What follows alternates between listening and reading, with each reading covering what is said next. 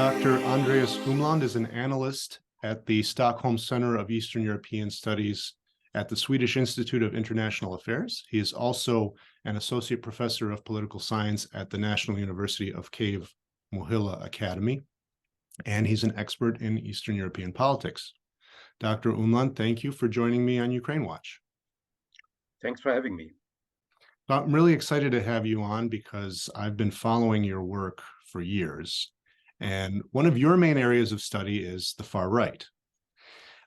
In the past, you've described the story of the far right in Ukraine as really a non-story, and that's because of perhaps the lack of support of the anti-democratic far right movement in Ukraine or among the Ukrainian electorate, but also how little influence it's had on Ukrainian politics compared to other European countries, such as, say, France, where Marine Le Pen got, I think, over 40% of the vote.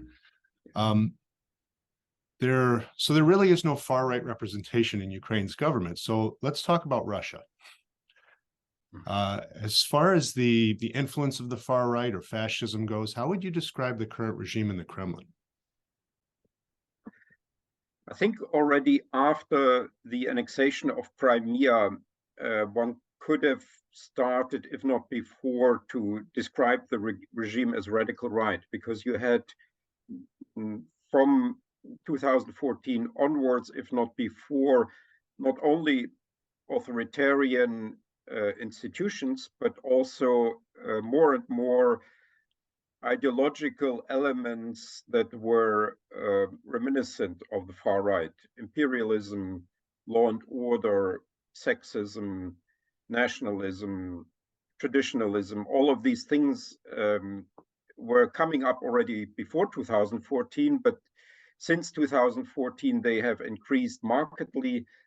And a colleague of mine at Stockholm, Martin Krag, and myself, we have done a study that is hopefully coming out next year of the political rhetoric of Nikolai Patrushev and Sergei Naryshkin as the two people around Putin, in the closer circle around Putin, who have repeatedly made political and geopolitical statements.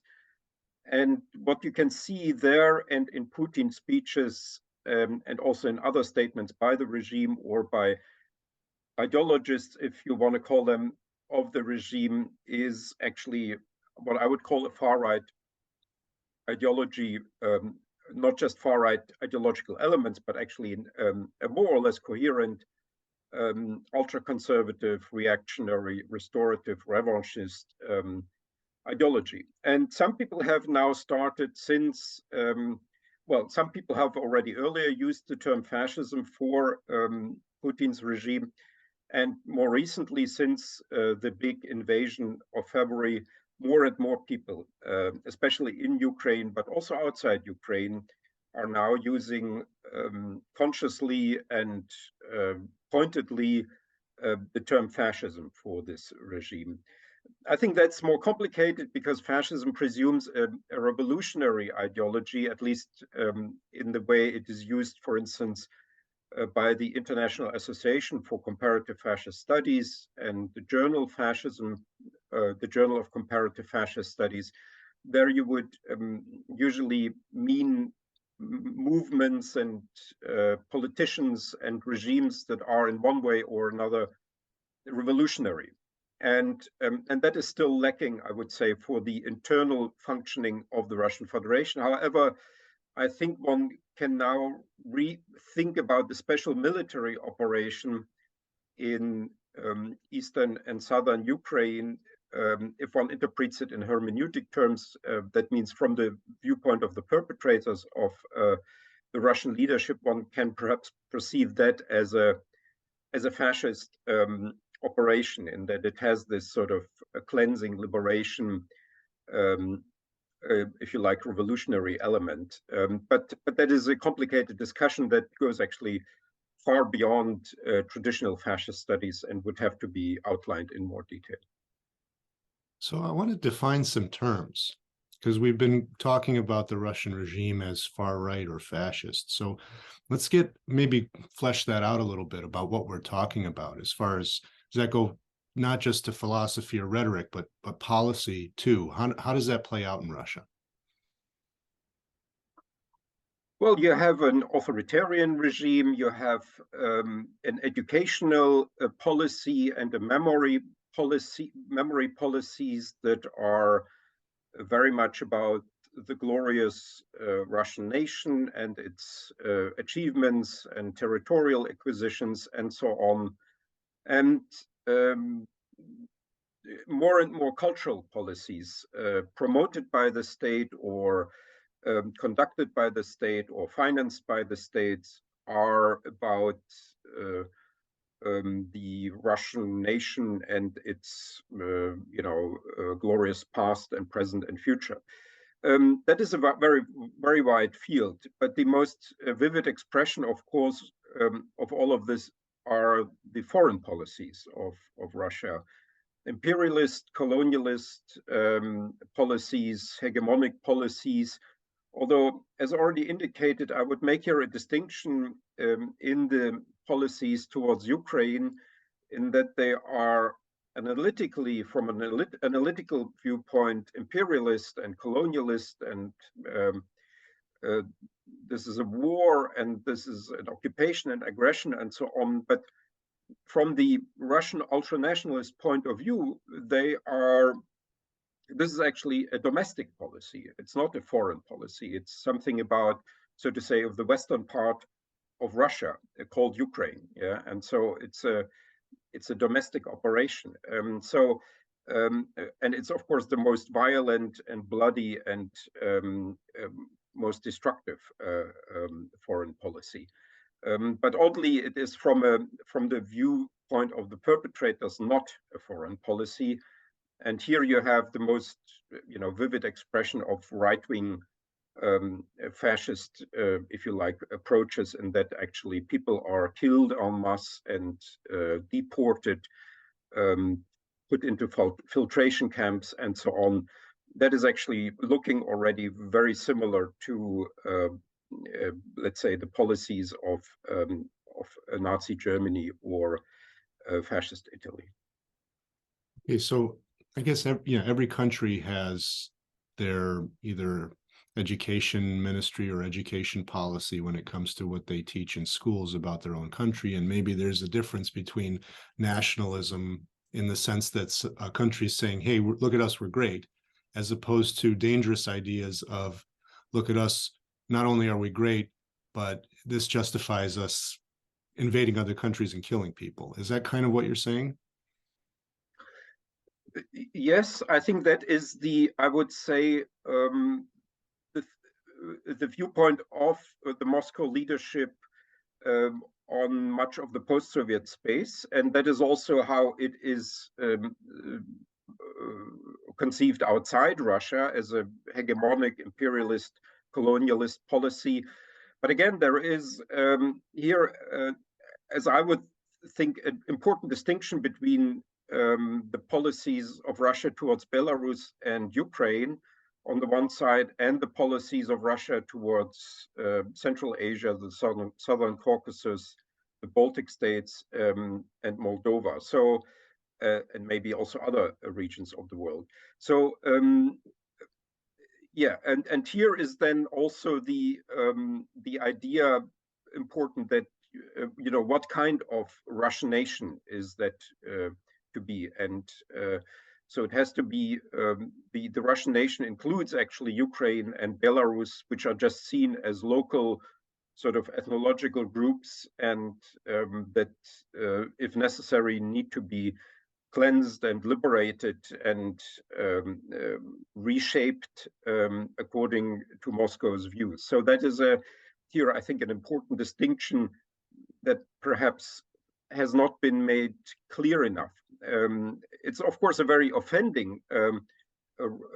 offensive Russian approach to simply not recognize the Belarusian and the Ukrainian nations, and so people don't want to go into this discourse. But if we think in terms of what is called perpetrator studies. That is a sort of a subdivision of genocide studies, which looks not only on the crimes committed and not only on the victims committed, but also on the thinking of the perpetrators behind these crimes and the perpetrator's view of the victim.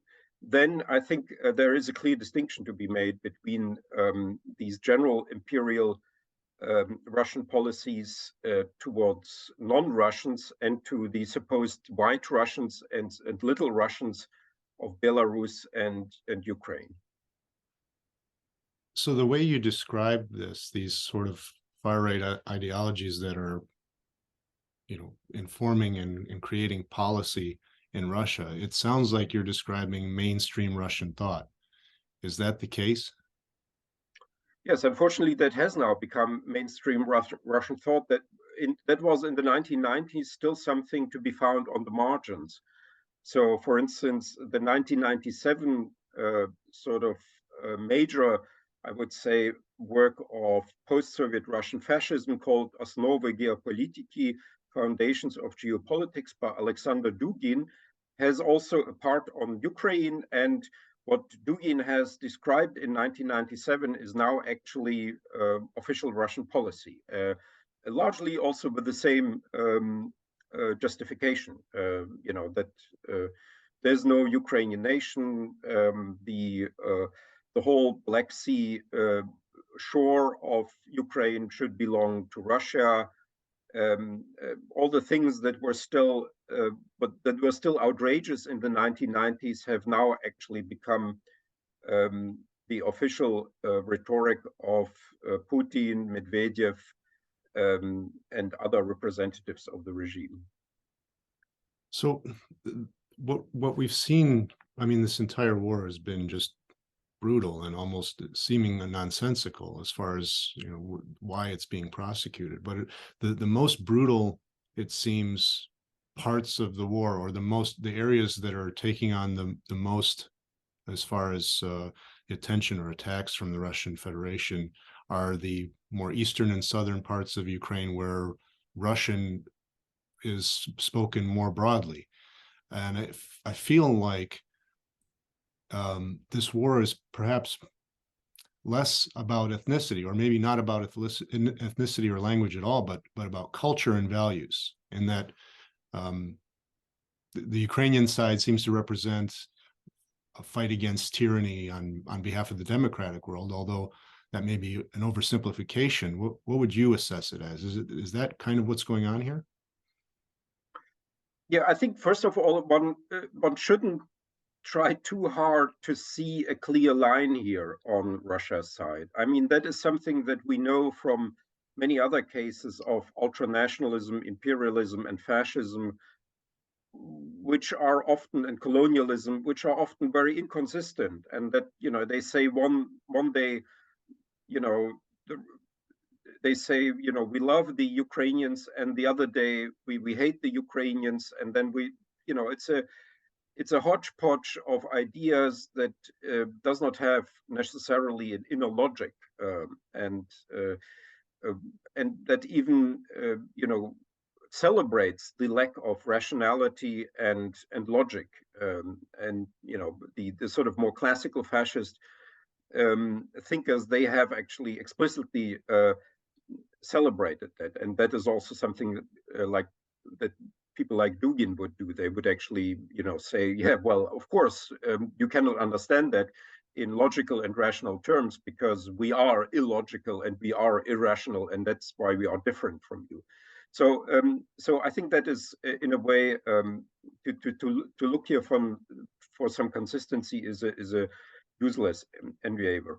Yes, I would think that Ukraine is defending here much more than itself, in that it is above all defending international law and the European security order, the coherence of the entire worldwide system of states. Ukraine is one of the founding countries or republics, if you like, of the United Nations. It's part to most of the major international treaties. It's a participant of the OSCE, a member of the Council of Europe, will soon be, I hope, a member of the European Union. So, and it is basically a regular state, and Russia basically says it's not, and it's just our territory, and it does not exist actually. And so when Ukraine is defending itself, it's also defending the international order. And I would perhaps even emphasize this more than the issue about democracy or not. Imagine Ukraine would become an undemocratic country for some reason. It's difficult to imagine, but I don't think that would have much impact on Moscow. The internal order of Ukraine is actually not so important, I think, for Moscow. In a certain way, I mean, the democratic aspect of Russia's political regime makes it even more dangerous for people like Putin. But I think the imperial pretensions towards Ukraine and towards Belarus, they are stronger than the sort of anti-democratic impulse that is also there with regard to Ukraine. And but Russia also behaves very hegemonically towards Belarus, which is not a democracy. So I would rather make here an emphasis perhaps on international law and borders, territorial integrity, political sovereignty. These are all the foundations of the international system. And if Ukraine, as I foresee it, wins this war, this will be also a victory for international law, for the European security order, for stability, for predictability in international relations. And that's why this is a very important war, not just for Ukraine and Eastern Europe, but at the end of the day, for the entire world. Sounds like you're saying war, or a Russian successful war campaign, could lead to more war and more destabilization in other parts of the world. Yes, I mean, it would encourage Russia itself then to continue, and that is what we've seen before. With the sort of successful Russian military interventions in Moldova or Georgia, and then in 2014 on Crimea and in the Donbass. These were sort of successes that Russia had, and that then encouraged it to go further.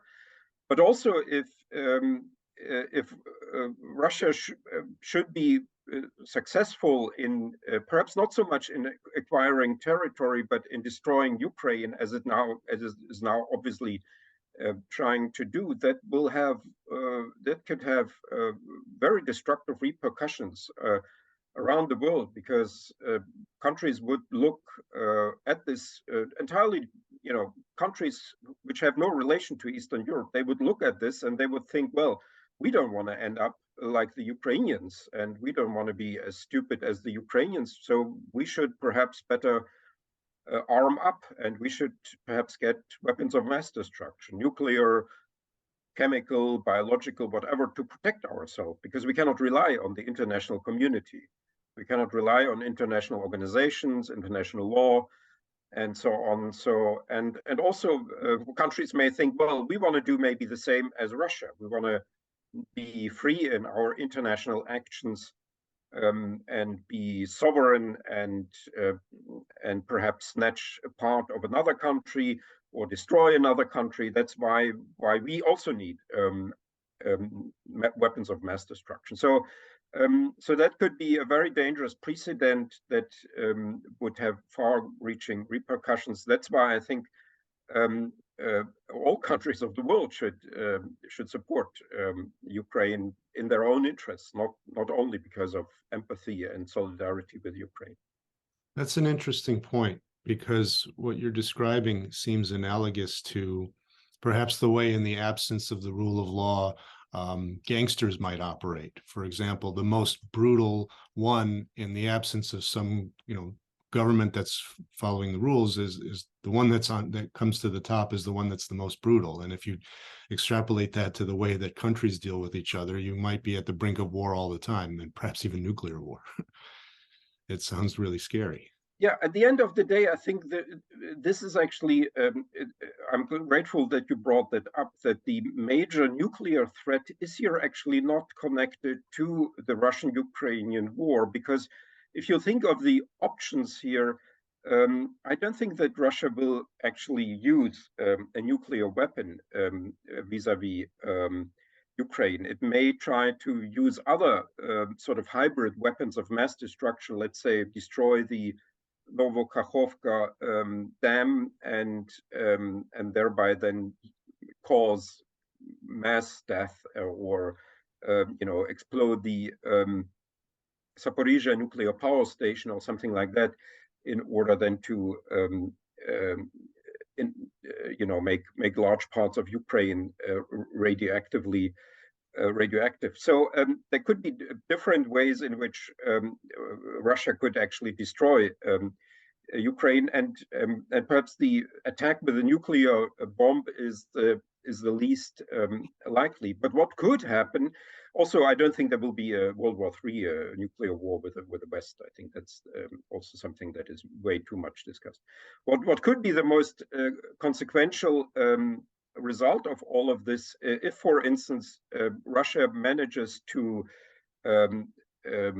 cause even more mass death in Ukraine, for instance, by exploding the Zaporizhia power plant or the Novokakhovka hydroelectric installation, is then that other countries will arm up, they will get weapons of mass destruction. And once you have then many countries with weapons of mass destruction, the world will become a very dangerous place, because the more of these weapons there will be around, the more possibilities there will be for misunderstandings, technical failures, escalations, and so on.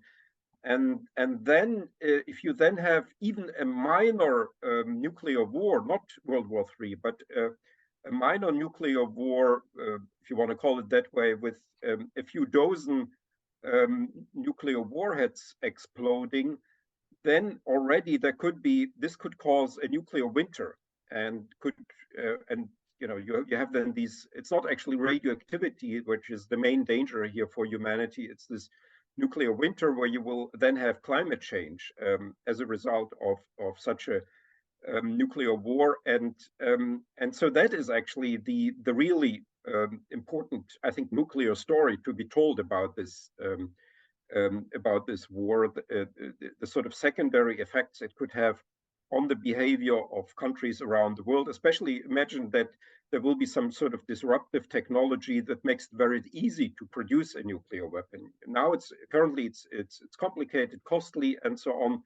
But who knows? In 10 years, maybe somebody will invent a method to easily build a nuclear weapon, and then many countries will decide, oh, look what happened to Ukraine. We don't want this happen to us, so we need to have deterrent, be able to deter our enemies. So let's quickly build a few nuclear bombs, and then, of course, if that then becomes a chain reaction, you may have a totally different world. And then, of course, this will be a very dangerous world because of many more lines of conflict and opportunities of misunderstanding, technical failures, and so on. I want to refer back to something that you mentioned earlier about the contradictions in the Russian propaganda, or in the way that they describe Ukrainians or Belarusians. I mean, you use some of the pejorative terms used by Russians, for example, little Russians for Ukrainians, or white Russians for Belarus. So, although to be fair, Belarus sort of translates to white Rus. But that aside, the contradictions I've seen, for example, are ones where you were saying before, on the one hand, they'll say, oh, we love the Ukrainians, and then on the other side, or then they'll say we hate them. It's sort of similar to the way that they will say, well, Ukrainians are just Russians. On the other hand, they'll use pejorative terms like khakhle to describe them. So it's sort of like I think the point that you were trying to make before was, there's no use trying to parse any of this rhetoric. The point is that it's nonsense. Yeah, I mean, eventually that's perhaps a question to a psychoanalysis analyst. You know, it's a pathology. Clearly, there is something, you know, very deranged about this obsession of many Russian politicians, intellectuals, and also, unfortunately, some sort of ordinary Russians who sort of have this strange love-hate relationship to Ukraine, uh, and which simply, you know, it's very difficult to comprehend actually, and uh, and maybe, you know, sometimes something like this happens, I guess, also in private relationships, you know, that, you know, I don't know, family members then, or you know, former lovers or something like that have these love-hate relationships, but which then lead to actually somebody ending up in a hospital. But I don't want to go too much into that because I'm not a psychologist. No problem. Well, speaking of derangement, Kremlin press secretary Dmitry Peskov said in a recent press briefing that essentially Russia's widespread bombing of Ukraine, which obviously includes civilian targets, infrastructure targets, water power, were a consequence of Kyiv not willing to negotiate with Russia. So it looks like Peskov's words confirm what we already know, which is this war would only end if Russia stopped.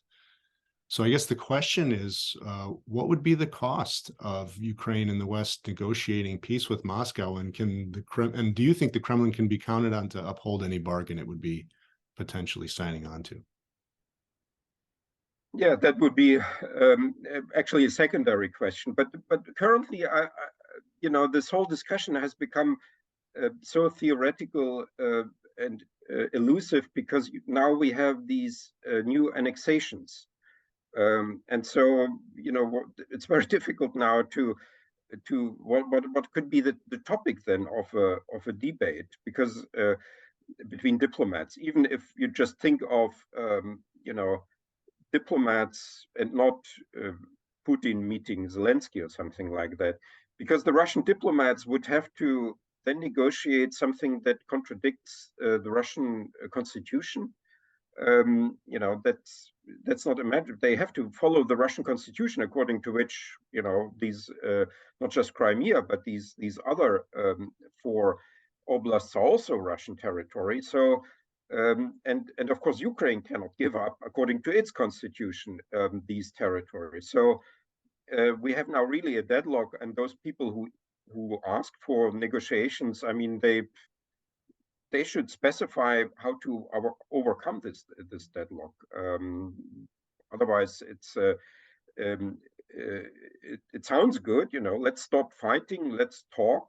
Let's have dialogue and some agreement. But um, uh, the two countries would, either one of them or actually both of them would have to renounce their own constitutions. So that is the paradoxical situation that we have now, and so it's difficult to imagine any deal coming out. And then, of course, the question would be, even if there were a deal, you know, given to what has happened to earlier deals, to the Budapest Memorandum, to the Russian-Moldovan Treaty of 1994 about the withdrawal of Russian troops from Moldova, the so-called Sarkozy Plan of 2008 about the withdrawal of Russian troops from Georgia, and so on. So this is all a very theoretical and, in fact, misleading debate about negotiations. So I guess perhaps the way to think about ending this war would be to support Ukraine until it drives Russian forces out of its territory. Yeah, I think the only way I could see here some space, let's say, for diplomacy, if Russia actually, for one reason or another, agrees to withdraw completely from Ukrainian territory, and then perhaps one could imagine for a transitory period something like a UN peacekeeping mission, you know, so to in order to have a sort of a neutral, some neutral troops for a few months in in this sort of transition period before the Ukrainian state takes over again. That could be perhaps a scheme, let's say, for Crimea, where you could have first some sort of international administration with UN troops, and before then the territory is then taken back by Ukraine. So that could be some topic for debate, but for that Russia would first have to actually agree to a liberation of all of these occupied territories. Well, Dr. Andreas Umland, I thank you very much for your time. It's been a really interesting discussion, and I hope to be able to talk to you again soon. Thanks for the good questions and good discussion.